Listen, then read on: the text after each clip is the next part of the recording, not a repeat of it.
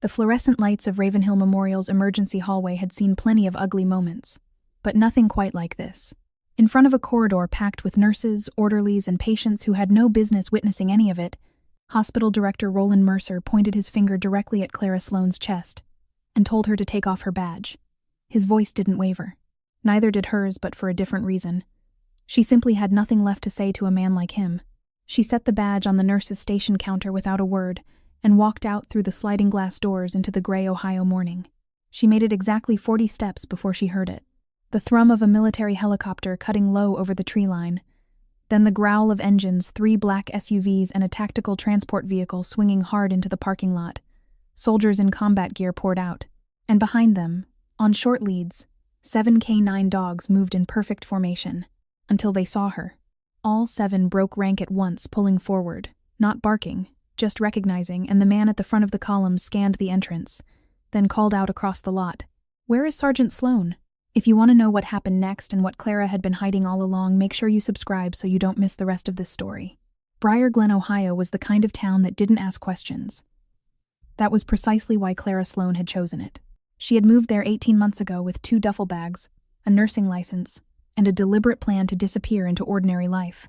She rented a 1-bedroom apartment 6 blocks from the hospital, bought groceries at the same store every Sunday, and took the same route to work each morning, not out of habit, but because predictability felt like something she had earned. After years of not knowing which direction danger would come from, sameness was a gift. At Ravenhill Memorial, she was known as the nurse who didn't talk much but caught everything. Colleagues had learned not to be offended by her quiet. She wasn't cold, she was precise. There was a difference, even if it took a while to see it. When a monitor flatlined 2 seconds before the alarm registered, Clara had already moved. When a patient's color shifted in a way that didn't match the chart, she documented it before anyone else noticed the discrepancy. The attending physicians appreciated her or resented her, depending entirely on their own confidence levels. What none of them knew, what almost no one in Briar Glen knew, was that Clara had spent 6 years as a combat medic in the United States Army. She had served in environments where a wrong call didn't mean a lawsuit. It meant a body bag. She had kept men alive in conditions that had no clinical protocol, no sterile field, no crash cart, no backup. Just her hands, her training, and a steadiness that comes from learning to think clearly while everything around you is on fire. She had also worked extensively alongside K9 units. In 3 separate deployments, her team had operated with military working dogs animals trained to detect IEDs, locate wounded soldiers in debris, and hold formation under fire. Clara had learned to read them the way she read patients. Through posture, breath, the quality of their attention. Twice, she had performed field triage on dogs that had taken shrapnel. It wasn't in her official job description. It was just something she did because the animals were there, and they were hurt, and she knew how. She never talked about any of it. When she left the Army, she left cleanly. No veterans groups, no reunions, no calls back to old unit members, or so she had tried. The nightmares had taken about a year to quiet down. The reflex of scanning every room she entered took longer. She was still working on that one. The hospital, for all its politics, had given her something she genuinely valued: the daily, concrete work of keeping people alive. Not heroics, just vigilance, documentation, and showing up. What she had not anticipated was Roland Mercer. He had been director of Ravenhill Memorial for 4 years, long enough to build a system that ran on appearances. Patient outcomes mattered insofar as they didn't generate bad press. Staff concerns were managed, not addressed. And behind Mercer, providing the financial weight that made his position untouchable, was Gideon Vale, a wealthy donor and board member who had learned that a hospital, properly cultivated, was a very useful thing to own. Clara had crossed Gideon Vale's orbit 7 months ago. Not intentionally. She had flagged a dangerous drug interaction in the treatment file of his wife, following standard protocol to protect the patient. The prescribing physician had been embarrassed. Vale had been displeased. Mercer had taken note. She hadn't known it then. She was beginning to understand it now. Harold Finch had been brought in at 6:47 in the morning, walking under his own power but holding his left arm against his side in the careful way people do when they're trying not to admit how much something hurts.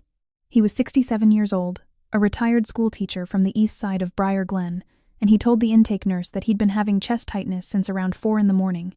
He thought it was probably nothing. He apologized twice for taking up a bed. Clara was assigned to his bay 20 minutes into his admission. She reviewed his chart, checked his vitals, and then stood at the side of his bed and looked at him. Not at the monitor, not at the clipboard, but at him, the cold sweat along his hairline, the way his breathing was slightly too shallow for a man at rest. The pattern of the pain he described, originating in the chest, radiating toward the jaw and the left shoulder, arriving in waves. His intake form listed a history of cardiac surgery 11 years prior. She checked the most recent EKG. It had been taken at admission, 40 minutes ago. She ordered an updated one. The request reached Dr. Nolan Price at 7:22. He was Ravenhill's senior cardiologist, a tall man with the impatience of someone who had been told he was exceptional for so long that other people's observations had stopped registering as data. He reviewed Harold's file for 90 seconds, diagnosed anxiety, and marked the case non-urgent.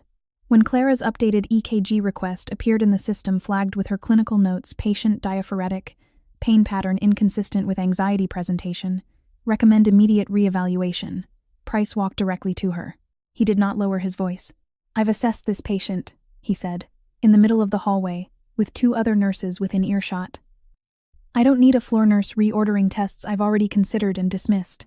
If you have concerns about your scope of practice, I'm happy to direct you to HR." Clara kept her voice level. The pain radiation and his surgical history together warrant a second EKG. "I've documented the clinical indicators. I'm not diagnosing, I'm flagging." "You're overstepping," Price said, "and you're doing it in a way that undermines patient confidence in their care team. I'm going to need you to step back from this case." She didn't argue.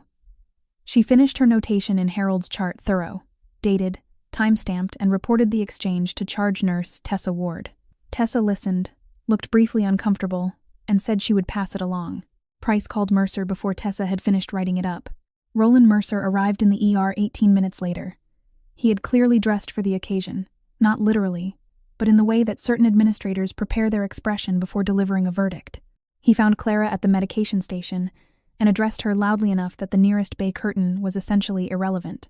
"Miss Sloane." "Not Clara. Not Nurse Sloane. It's been brought to my attention that you've been creating conflict with our attending physicians and interfering with patient care decisions outside your scope." "I documented a clinical concern and followed protocol," she said. "You undermined a senior cardiologist in front of his patient and created anxiety in an already vulnerable individual." He held out his hand. "I need your badge. You're to gather your personal belongings from your locker and leave the building. HR will be in contact." The hallway had gone very quiet. Clara looked at him for a moment, not with anger, not with disbelief, but with the focused stillness of someone who has learned to save their energy for what actually matters. Then she unclipped her badge, set it on the counter between them, and turned to go. She did not look at Dr. Price, who was standing near the entrance to Bay 4 with his arms crossed. She did not look at Tessa Ward, whose face had gone the color of old paper. She did not look at the curtain behind which Harold Finch lay in his bed, breathing too shallowly for a man at rest. She looked straight ahead and walked out through the sliding glass doors into the gray morning. Behind her, in Bay 4, Harold Finch closed his eyes and tried to remember if the tightness in his chest had always been this bad, or if it had gotten worse in the last hour. He thought it might have gotten worse. He decided not to mention it. He didn't want to cause any more trouble. She had made it 40 steps from the entrance when she heard the helicopters. Not one. 2, the second one, a medevac following tight behind the first, both cutting low over the tree line to the north. Clara stopped walking and turned her face up toward the sound out of reflex, the way certain people always will, the ones who learned early that helicopters mean something is already wrong. The vehicles came next. 3 black SUVs swung into the hospital's main lot in close succession, followed by a tactical transport that rode higher off the ground and moved with the deliberate weight of something carrying more than passengers. They parked fast and badly, the way vehicles park when time has already run out. The doors opened. Soldiers in full combat utility uniforms moved toward the ER entrance with the compressed efficiency of people who had rehearsed this exact sequence in worse conditions. Behind 2 of them, on short military-grade leads, came the dogs. 7 of them, Belgian Malinois mostly, 1 German Shepherd at the far end of the line, all of them moving in tight formation with their handlers' heads level, ears forward, the focused calm of working animals doing exactly what they had been trained to do. Clara stood on the sidewalk and watched them come. She saw the exact moment it happened. The shepherd at the end of the line lifted its nose, then the Malinois beside it, then the next one. The recognition moved down the line like a current, and within 3 seconds all 7 dogs had pulled forward simultaneously, straining against their leads, not barking, not aggressive, just certain, in the way animals are certain about things that don't require explanation. They were looking directly at her. Staff Sergeant Theo Rusk came through the gap between the second and third SUV moving fast, already scanning the entrance, already reaching for his radio, and then he saw her standing on the sidewalk in her scrubs with no badge on her chest and stopped. He looked at her face, then at her chest where the badge should have been, then back at her face. Clara, not a question. Theo. She kept her voice even. What happened? Blackhawk went down off Route 9 about 20 minutes ago, he said, already moving again, angling toward her rather than the entrance. Mechanical failure on approach to Fort Daly. We've got 8 personnel, at least 3 critical. 1 K9 handler, 2 dogs. He stopped 2 feet from her. You're the closest trauma-qualified field medic we have a history with, and you know our protocols. I need you inside. I don't work here anymore, she said. As of about 15 minutes ago. Something moved across his face, not surprise, exactly. More like confirmation of something he had already suspected. I know. You know. I know Mercer's been building a case against you for months. Gideon Vale's name has come up in some other contexts recently, and your name was adjacent to his in a way that made certain people pay attention. He held her gaze. I'm not here because of hospital politics, Clara. I'm here because I have people dying and you're the best trauma medic I've ever worked with. That's the whole reason. She studied him for a moment. There was something in the way he'd said I know that she filed away without addressing not the time, not the place, but she noted it. Colonel Adrian Keene stepped out of the lead SUV and walked toward them. He was a compact man in his early 50s, with the weathered patience of someone who had long ago stopped being surprised by institutional failures. He took in the scene Clara on the sidewalk, no badge, Theo's expression, and understood it in about 4 seconds. He reached into his jacket pocket, produced her badge, and held it out toward her. She looked at it. Where did you get that? Theo picked it up off the nurse's station counter on his way through, Keene said simply. It belongs to you. Clara looked at the badge in his hand. She thought about Harold Finch lying in Bay 4 with his eyes closed, deciding not to mention that the pain had gotten worse. She thought about the 8 soldiers being unloaded from a transport vehicle 30 yards behind her. She thought about the 7 dogs who had broken formation the moment they saw her face. She took the badge, clipped it back onto her scrub top, and walked back through the sliding glass doors. The ER had crossed the line from busy into something else entirely. 3 of the 8 soldiers had already been brought through the doors on stretchers. 2 more were being stabilized in the parking lot by medics who kept looking toward the entrance like they were waiting for permission to move faster. The triage nurse at the front desk was working through a protocol she had clearly never used outside of a training exercise, and the gap between what she was doing and what the situation required was visible from across the room. Clara scanned the space in the 4 seconds it took her to reach the first bay. Bay 2. Soldier, male, mid-30s, conscious but deteriorating. Breath sounds asymmetrical, left chest not moving right. She recognized the presentation before she had fully stopped walking. Tension pneumothorax, pressure building, the kind that didn't wait. Bay 5. Soldier, female, late 20s, field tourniquet on the left thigh, applied correctly but slipping. Femoral bleed underneath. The tourniquet had bought time. Time was now running out. The remaining bays were filling with personnel who needed assessment and a triage system that was currently sorting them in the wrong order. Dr. Caleb Venn, a second-year resident who Clara had worked alongside enough times to know he was capable under pressure, was standing at the central station, looking at 2 charts simultaneously, with the expression of someone doing math that wasn't adding up. She went to him first. Bay 2 is a tension pneumo, she said, without preamble. He needs needle decompression, second intercostal space, mid-clavicular line, right now. I'll talk you through it if you need me to, but it has to happen in the next 2 minutes. Venn looked at her. He registered the badge on her chest, then her face, then made a decision. Walk me through it. They moved to Bay 2 together. Clara kept her voice low and steady, calling each step a half-second before Venn performed it. The way she had talked medics through procedures in the back of vehicles moving at speed over unpaved roads. Venn was precise. His hands didn't shake. The pressure released with the small, definitive sound that meant the patient's lung could expand again, and the soldier's color began to change within 90 seconds. Bay 5 next, Clara said, and moved. The femoral bleed took 4 minutes to control properly, repositioning the tourniquet and packing the wound correctly while the soldier, whose name tape read Hartley, stayed conscious and kept asking about the dog. Rex, she said. He went down in the crash. Is Rex okay? I don't know yet, Clara told her, which was the honest answer. Right now I need you to focus on staying still. Near the entrance, one of the K9 handlers, a young specialist named Davies, was crouched against the wall with his dog, a Malinois named Colt, who had a lateral laceration across his left shoulder from debris impact. The dog was calm, weight-bearing on all 4 legs, but the wound needed attention. Davies kept looking toward the treatment bays with the helplessness of someone who knows better than to ask. Clara passed him on her way to the next patient. She stopped for exactly 30 seconds, assessed the dog without touching it, and said to Davies, "Apply firm direct pressure. Keep him still. Don't let him lick it. The muscle underneath looks intact. He's not in immediate danger, but he needs a veterinary surgeon within 3 hours." She met the dog's eyes briefly, the calm, direct gaze of an animal that had been through worse and knew how to wait. "He knows how to hold on. Trust him." Davies nodded, something releasing in his face. She moved on. Roland Mercer appeared at the edge of the ER floor at 8:51, roughly 40 minutes after Clara had re-entered the building. He stood at the boundary between the administrative corridor and the treatment area, and the look on his face was the expression of a man watching a situation escape his control in real time. He crossed the floor toward Clara with his shoulders set and his voice already arranged into authority. "Miss Sloane, I was very clear about—" Colonel Keene stepped into his path without raising his voice. "Director Mercer." He said it the way people say a name when they want the other person to hear exactly how much weight it does or doesn't carry. "I'd like you to explain to me, on the record, the clinical and administrative basis for terminating your most experienced trauma-qualified nurse 30 minutes before a mass casualty event involving active-duty military personnel." Mercer opened his mouth. "On the record," Keene said again. "Major Corbett is already on her way. I'd recommend you have your documentation ready." The mention of a JAG officer did something to Mercer's expression that all of Clara's competence and all of Theo's authority hadn't managed to do. He closed his mouth. He took a step back. He did not leave, but he stopped moving forward. Clara didn't watch any of it. She was already in the next bay. By 9:30, the immediate crisis had stabilized. 6 of the 8 soldiers were out of danger.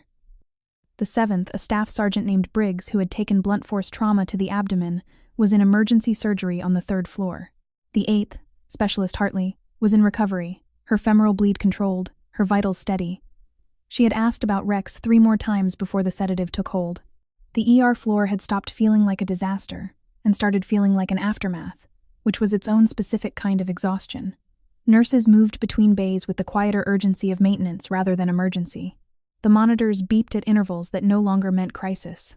Clara stood at the sink in the supply room, washing her hands for the 2nd time, and allowed herself 30 seconds of stillness.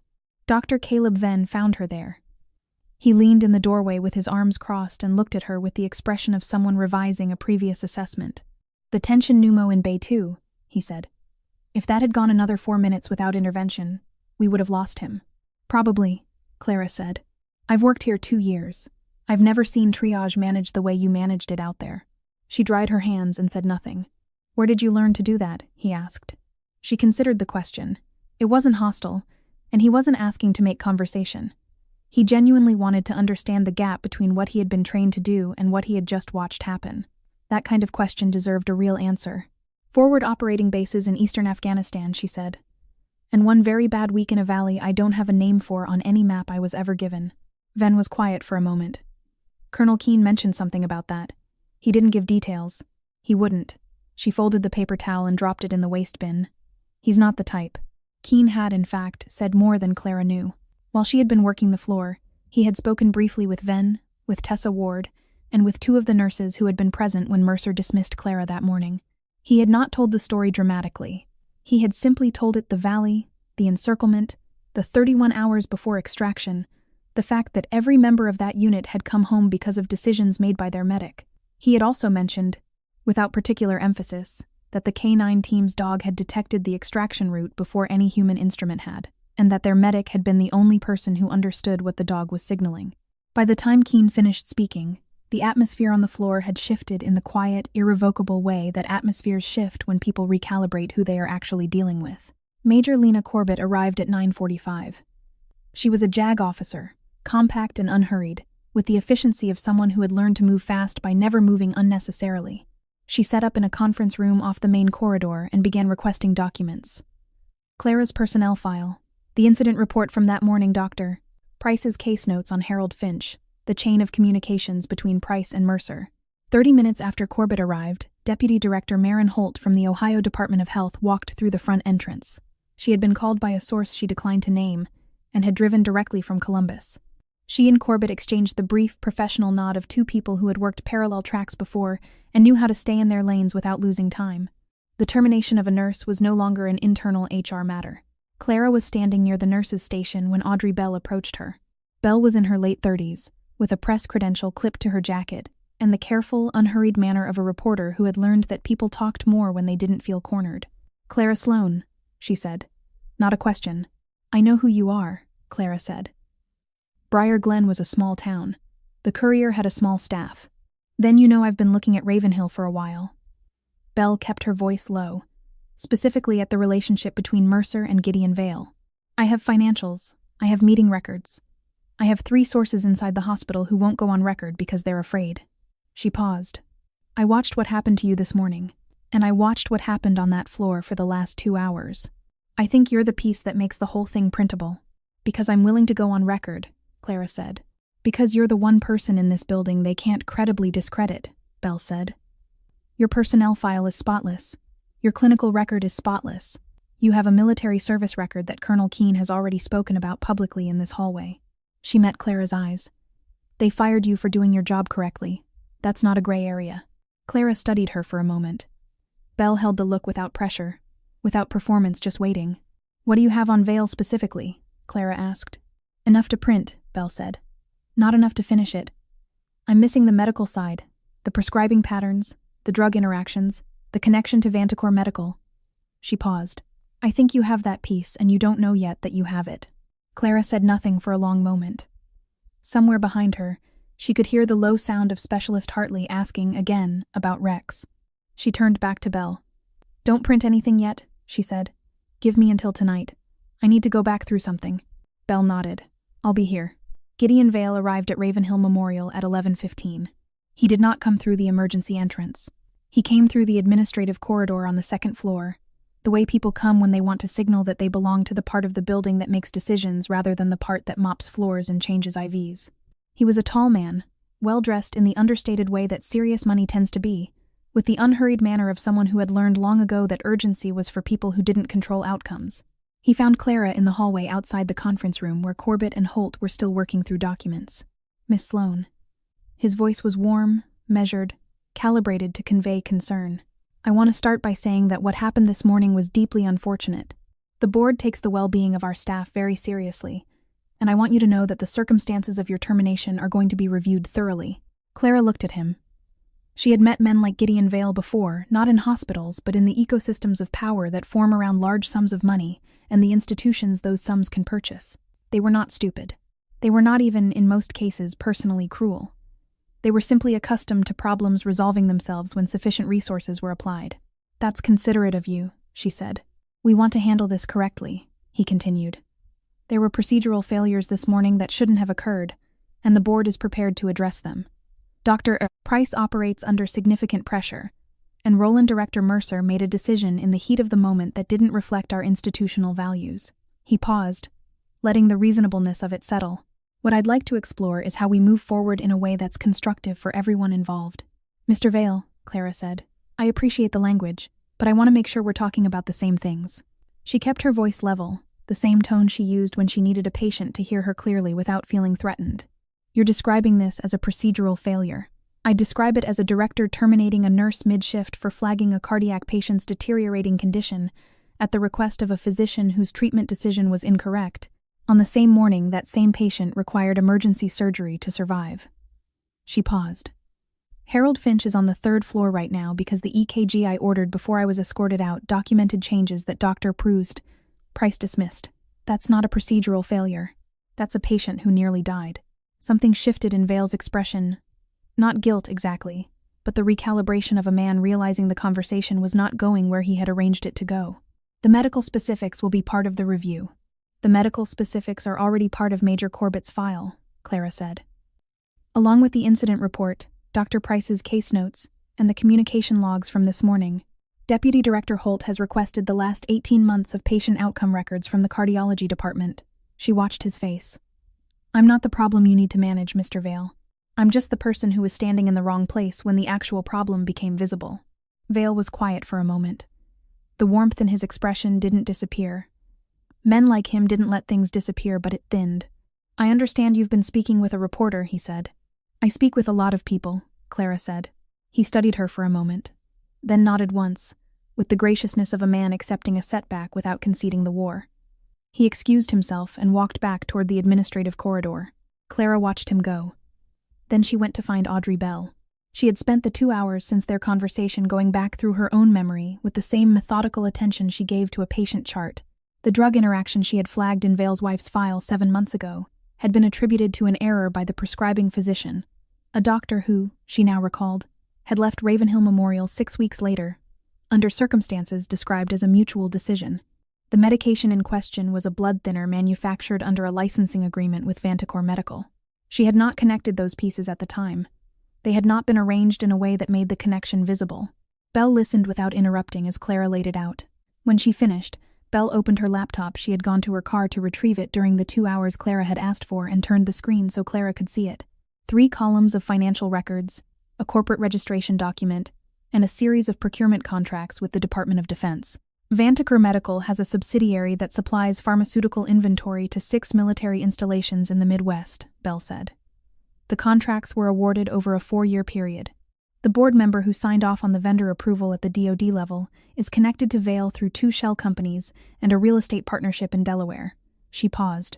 The prescribing physician who left Ravenhill 6 weeks after your incident, his current employer, is a medical consultancy that lists Vanticor as a client. Clara looked at the screen for a long moment. That's not a coincidence, she said. No, Bell said. It's not. She closed the laptop. And the helicopter that went down this morning was running a maintenance contract through a logistics firm that shares a registered agent with one of those shell companies. The hallway was very quiet. Print it, Clara said. Audrey Bell published at 11:53 that night. Clara knew because her phone lit up at 11:54, with a call from a number she didn't recognize. And by midnight there were 4 more missed calls from numbers she also didn't recognize. And by 12:15 Tessa Ward had sent a text that said only, "It's everywhere."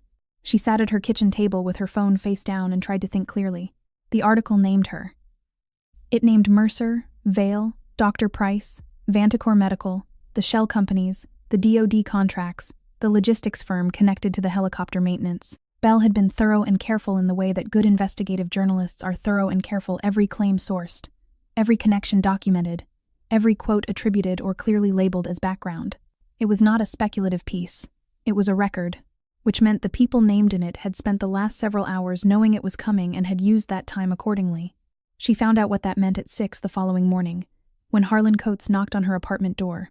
He was a Defense Intelligence Agency investigator in his late 40s, direct and economical in the way of someone who had spent a career in rooms where the wrong expression at the wrong moment had consequences. He showed her his credentials at the door, accepted her offer of coffee, sat down at her kitchen table, and told her what had happened. 3 of the shell companies named in Bell's article had filed dissolution paperwork not in the middle of the night. Coates was careful to clarify. But first thing that morning when courts opened, which meant the attorneys had drafted the filings overnight and been ready to move at 9. A financial account connected to the Delaware Real Estate Partnership had been emptied and transferred before the article's publication, suggesting Vale's legal team had received advance warning through sources Bell hadn't known about.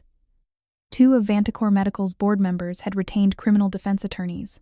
The prescribing physician who had left Ravenhill 6 weeks after Clara's drug interaction report had booked a flight to Lisbon, departing that afternoon. The article accelerated a timeline, Coates said. People who were planning to move eventually moved fast. Is that a problem? Clara asked. For some of them, yes. Filed dissolutions leave paper trails, transferred accounts leave records, defense attorneys are a public filing. He wrapped both hands around his coffee cup. For us, it's actually useful. Panic produces evidence that patience doesn't. He paused. But it means the scope of this is larger than a hospital administrator and a donor with bad judgment. He told her the rest of it steadily, without drama. The helicopter maintenance contract had been awarded through a procurement process that bypassed standard competitive bidding. The logistics firm that held the contract had no prior aviation maintenance history. It had been incorporated 14 months ago, with a registered agent who appeared on the same Delaware filing as 2 of Vale's shell companies. The mechanical failure that brought the helicopter down was still under investigation, but the preliminary assessment from the crash site suggested the failure was not random. Clara put her coffee cup down. You're saying the crash wasn't an accident, she said. I'm saying it's being treated as a potential incident rather than a mechanical failure until the investigation concludes otherwise. Coates met her eyes. I want to be precise with you, because I think you respond better to precision than to reassurance. I do, she said. There's one more thing. He set his cup down as well. Theo Rusk. She had been waiting for his name since the moment Coates knocked on her door.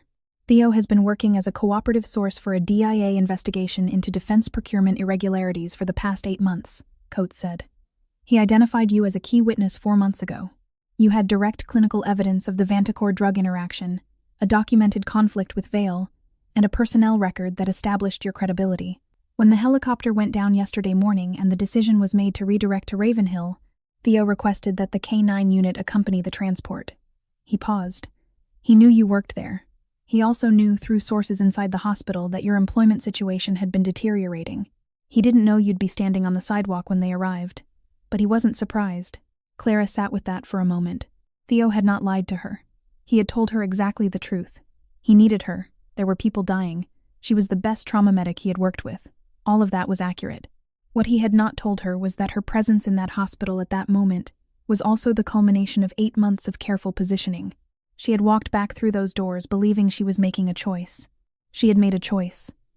That part was real. But the door had been opened for her a long time before she reached it. She looked at Coates across the kitchen table and felt the vertigo of a person who has just discovered that the ground they were standing on had a different shape than they thought. "What do you need from me?" she said. She gave herself 20 minutes. That was the amount of time she allowed herself to sit at the kitchen table after Coates left, with her phone still face down and the morning light coming through the window at the angle it came through every morning, unchanged and indifferent to everything that had happened in the last 24 hours. She had learned this in the army. There was a specific kind of mental work that could only be done in stillness, and there was a specific kind of stillness that was different from avoidance. The trick was knowing which one you were in. Avoidance felt like relief. The other kind felt like standing in cold water, uncomfortable and necessary, and clarifying in a way that nothing warmer ever quite managed. She thought about what she actually knew. She knew that Theo Rusk had told her the truth. Not all of it, and not in the order that would have given her the full picture. But none of what he had said to her in that parking lot had been false. There were people dying. She was the best trauma medic he had worked with. He had not manufactured the helicopter crash or the 8 soldiers or the fact that she was the only person on that sidewalk who could do what needed to be done. He had positioned the pieces. The pieces had also been real. She knew that she had made a genuine choice when she walked back through those doors. The fact that the door had been prepared for her didn't change the moment of choosing. That was hers. She knew that Harold Finch was alive on the 3rd floor because she had documented his EKG findings at 7:22 in the morning, and that documentation had survived her termination and found its way into the hands of the Finch-Wesleyeved hands of the COM surgical team that had operated on him at noon. She had not been there for that. But the record had been there. She had made the record. She knew that Specialist Hartley's tourniquet had been correctly repositioned, and that Hartley would walk out of Ravenhill Memorial in approximately 4 days. She knew that the soldier in Bay 2, Corporal Dennis Marsh, was breathing without assistance, and had asked that morning if the nurse who had helped Dr. Venn was available because he wanted to say something to her. She knew that Colt, the Malinois with the shoulder laceration, had been transported to a veterinary surgical facility in Columbus, and was expected to make a full recovery. She knew that the life she had built in Briar Glen, the apartment, the Sunday grocery runs, the deliberate sameness of the route to work, the 18 months of careful ordinariness was not recoverable in the form she had constructed it. Harlan Coates had not said this explicitly, but it was embedded in every sentence he had spoken. Her name was in a published article. Her personnel file was in a federal investigation. Her military record was in the public record of a JAG review. The version of Clara Sloan who moved through Briar Glen unremarked was gone. What was harder than any of it was the grief of that, the small, specific grief of a person who had built something modest and functional and genuinely wanted, only to watch it become impossible. She had not wanted to be a symbol or a witness or a case file. She had wanted to go to work, do her job correctly, and come home to a quiet apartment in a town that didn't ask questions. That was gone now. She sat with the grief of it for the 20 minutes she had allocated, and then she stood up, washed her face, changed her clothes, and called Harlan Coates back. "I'm ready," she said when he answered. "I'll send a car," he said. "I don't need a car," she said. "Tell me where." She walked out of her apartment into the morning and took the same route she had taken every day for 18 months, because the route was still there even if everything else had changed, and because some forms of sameness were worth keeping even when they no longer meant what they used to mean. The conference room that Harlan Coates had requisitioned on the 2nd floor of Ravenhill Memorial was not large enough for everyone who needed to be in it, so people stood along the walls and in the doorway and arranged themselves around the central table with the pragmatic informality of people who had more important things to think about than seating. Major Lena Corbett sat to Coates's left with a legal pad and a recording device. Deputy Director Marin Holt sat across from them with her own documentation. Colonel Keene stood near the window with his arms at his sides, which was how he stood when he was paying close attention. Theo Rusk was present, positioned near the door, which Clara noted without commenting on. She sat at the table and told them everything. She started with Harold Finch. She described his presentation at admission, the specific clinical indicators she had observed, the EKG she ordered, the notation she had entered in his chart at 7:22. She described Dr. Price's response, the conversation in the hallway, the decision to escalate to Mercer. She described the termination, the specific words Mercer had used, the location, the witnesses present, the absence of any written notice or documented clinical basis. She moved through the events of the morning systematically. The soldiers, the triage decisions, the procedures she had directed Dr. Faines, and a 40 and 5 ent. Then to perform, the femoral bleed, the K9 with the shoulder laceration. She described Gideon Vale's arrival and their conversation in the hallway with the same flat precision she would have used to document a patient interaction. What he said, what she understood him to mean, what she said in response. Then she described the drug interaction from 7 months ago, the patient, the medication, the clinical basis for her concern, the notation she had entered in the file, the name of the prescribing physician, the date he had left Ravenhill Memorial, the conversation with Audrey Bell, the financial records Bell had shown her, the connection between the medication and Vanticor Medical. She spoke for 41 minutes without being interrupted. When she finished, Corbett looked up from her legal pad. "You documented all of this in real time? The Finch EKG notation, the drug interaction report, the incident log from this morning? Everything is time-stamped in the hospital system," Clara said. "I documented as I went because that's what I was trained to do. In the field, if you don't write it down while it's happening, the record doesn't exist. I applied the same standard here." Corbett nodded and made a note. Coates turned to Theo Rusk. "Sergeant Rusk." Theo met Clara's eyes for a moment before he spoke, not asking permission, not offering apology, but acknowledging that she was in the room and deserved to hear it directly. Then he confirmed his 8 months as a cooperative DIA source. He confirmed the identification of Clara as a material witness. He confirmed the decision to redirect the K9 transport to Ravenhill. He did not minimize his role in the sequencing of events, and he did not dress it up. When he finished, Clara spoke. She had decided on the drive over that she was not going to let the moment pass without naming it. "You chose me without telling me," she said. Not an accusation, a statement of fact, offered in the same register she had used all morning. "Yes," Theo said. "If you'd told me 4 months ago, I would have walked away from Briar Glen, and you'd have lost your witness." "Yes," he said again. She looked at him for a moment. "Then I understand why you did it." She paused. "It doesn't mean it wasn't a cost." Theo nodded once. "I know." That was enough. She turned back to the room. Colonel Keene provided a formal statement regarding the military response to the helicopter crash, the inadequacy of Ravenhill's emergency protocols prior to Clara's involvement, and his direct observation of her clinical performance during the mass casualty event. He spoke for 12 minutes and used the word exceptional once, which, coming from Keene, Corbett noted was equivalent to a paragraph from anyone else. Over the following 3 hours, the room's composition shifted.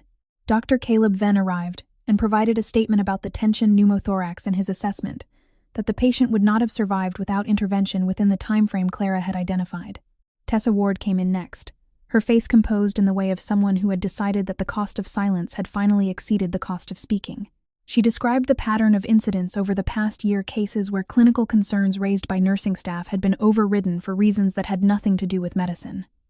She named dates. She named patients. 2 other nurses followed her.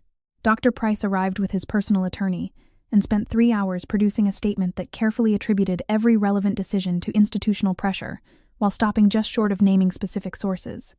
The attorney interrupted 11 times. Corbett read the result, made a note, and requested Price's complete case files for the past 2 years. The statement was the beginning of accountability, not the end of it, and everyone in the room understood that. Roland Mercer, Clara learned from Coates, had arrived at the hospital at 8 that morning, gone directly to his office, and had not emerged.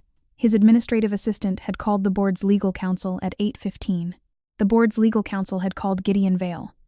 Vale's phone was going to voicemail. At 2 in the afternoon, a notification came through from the surgical floor. Harold Finch had been moved out of recovery.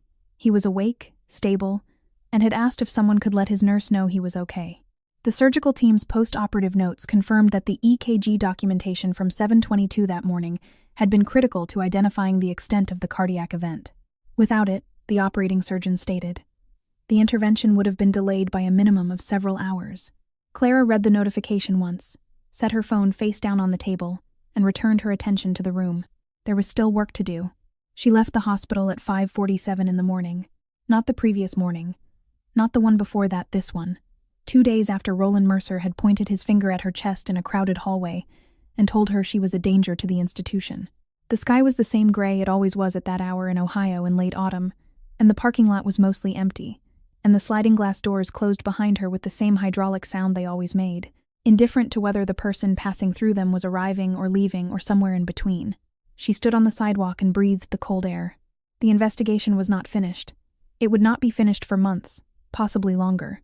The DIA's inquiry into the defense procurement contracts had expanded overnight to include 2 additional logistics firms and a procurement officer at Fort Daly, whose financial records had developed interesting features under 3 Fort Daly. Scrutiny. Gideon Vale had retained counsel and released a statement through that counsel expressing his full cooperation with any relevant authorities, which was the statement people released when they were doing the opposite. Roland Mercer had been placed on administrative leave pending the board's review, which the board had called for 20 minutes after Tessa Ward's testimony was entered into the official record. Dr. Price remained under investigation. The statement he had produced with his attorney had not closed the inquiry, it had opened a wider one. Corbett's office had issued a formal records request for his full caseload. 3 of his former patients had already contacted the Department of Health after Bell's article ran. The process would be long and the outcome uncertain, but it had begun. Vanticor Medical's stock had dropped considerably when the market opened. 2 members of its board had resigned. The prescribing physician had not made his flight to Lisbon. He had been detained at the gate. Harold Finch would be discharged in 3 days. His daughter had driven up from Cincinnati the previous afternoon and had asked every nurse on the floor if she could speak with the woman who had ordered the EKG. Tessa Ward had taken her name and said she would pass along the message. Specialist Hartley had been moved to a rehabilitation unit. She had received a report on Rex, who was recovering well and expected to return to active duty status within 6 weeks. She had cried, briefly, in the relieved way of someone who had been holding something back for a long time, and then had asked for her phone so she could call her mother. Corporal Dennis Marsh had been discharged the previous evening. On his way out, he had stopped at the nurse's station and left a handwritten note for Clara Sloan. Tessa Ward had given it to her that morning. It said, "I know what you did in there. Thank you for coming back in." He had signed his name and his unit. Nothing else. It was enough. She heard them before she saw them. The K9 unit was loading into their transport vehicle on the far side of the parking lot, preparing for the drive back to Fort Daly. The handlers were running through their departure protocols, checking equipment, stowing gear with the methodical efficiency of people who had a long drive ahead and wanted to do it right. Colt was not with them. He was still in Columbus, recovering. But the other 6 were there, and the German Shepherd, the one who had lifted his nose first 2 mornings ago, the one who had started the chain reaction that pulled all 7 of them out of formation on a gray Ohio morning, was being loaded last. He paused on the ramp, turned his head toward her. It was not a dramatic moment. He did not break formation again, did not pull against his lead, did not make any sound. He simply turned his head and looked at her across the parking lot with the calm, direct attention of an animal that remembered exactly who she was and had no particular need to perform that recognition for anyone else. She held his gaze for a moment. Then his handler gave the command, and he turned and walked up the ramp, and the transport door closed. Clara stood on the sidewalk until the vehicle pulled out of the lot and turned onto the main road and disappeared behind the tree line. Then she put her hands in her pockets and started walking. She did not know yet what the next version of her life would look like. She knew it would not be invisible. She knew that was going to take some getting used to. She also knew that Harold Finch was alive, that Herdfler, that Specialist Hartley was asking for her phone, that Corporal Marsh had written his name and his unit on a piece of notepaper and meant every word of it, and that 7 dogs had broken formation for her in a parking lot in Briar Glen, Ohio, because some forms of recognition don't require explanation. She turned the corner and kept walking.